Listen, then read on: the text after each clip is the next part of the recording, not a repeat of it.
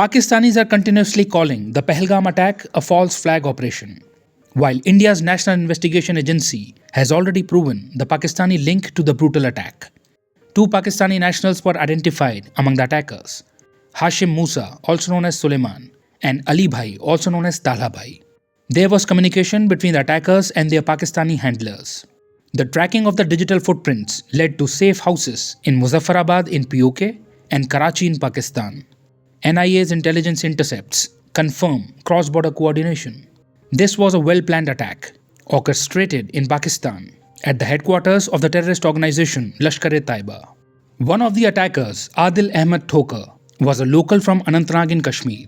An investigation into his background revealed that he had gone to Pakistan on a student visa in 2018, where he received ideological and paramilitary training from Lashkar-e-Taiba. During ideological training, individuals are brainwashed by being taught tribal Arabic traditions under the guise of religion and then prepared for jihad through paramilitary training. After completing his training, Adil Ahmed Thoker returned to India in October 2024 along with several other terrorists. Evidence regarding the cross-border movement and training was found. Since such an attack is not possible without local support, the movements of the attackers were traced through CCTV footage. More than 150 suspects were detained and questioned. These suspects included overground workers and members of banned groups like Jamaat-e-Islami and the Hurriyat Conference. During their interrogation, a logistical support network was revealed, which had links to Pakistan. Two POK-based operatives and Lashkar-e-Taiba commander Saifullah Kasuri have been identified as the masterminds behind the Pahalgam attack. Before the attack, the terrorists surveyed the Basaran Valley. It is clearly evident that this was the job of trained terrorists. With the support of Pakistan, the attackers were able to carry out such professional planning and execution. Responsibility for this horrific attack was claimed by the Resistance Front, an offshoot of the Pakistan-based terrorist organization Lashkar-e-Taiba. Later, fearing India's strong response, it retracted its claim. However, all the evidence presented by the NIA clearly proves Pakistan's involvement in the Pahalgam attack. As a responsible country, India took the right step before taking military action. It briefed diplomats around the world and the UN Security Council about Pakistan's involvement in the Pahalgam terrorist attack.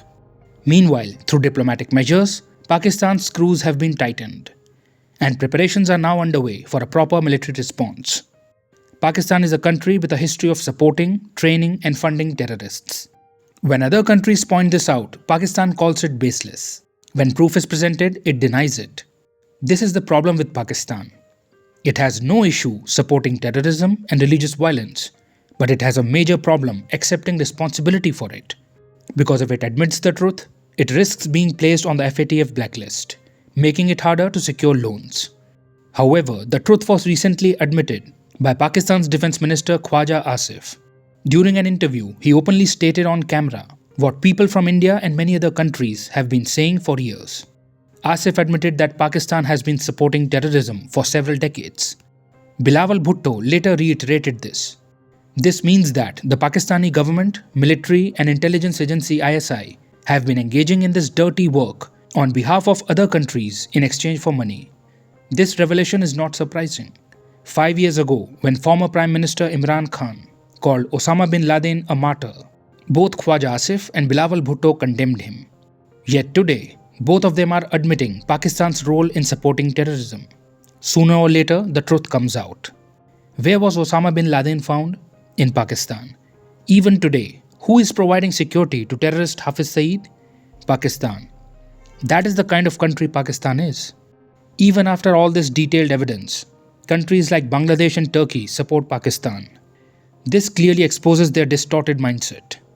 Many nationals of these countries feel connected due to shared tribal traditions. This connection is so strong that for them, shared identity often outweighs basic human values. As a result, they even ignore violent crimes against humanity. Countries with a mindset like Pakistan's portray terrorism as a freedom struggle, play the victim card when they are weak, and impose their regressive and uncivilized traditions when they are strong. Whenever there is global pushback against this mentality, they are quick to play the Islamophobia card. However, terror-sponsoring countries like Pakistan are gradually being exposed, and responsible nations are uniting to confront the threat of terrorism.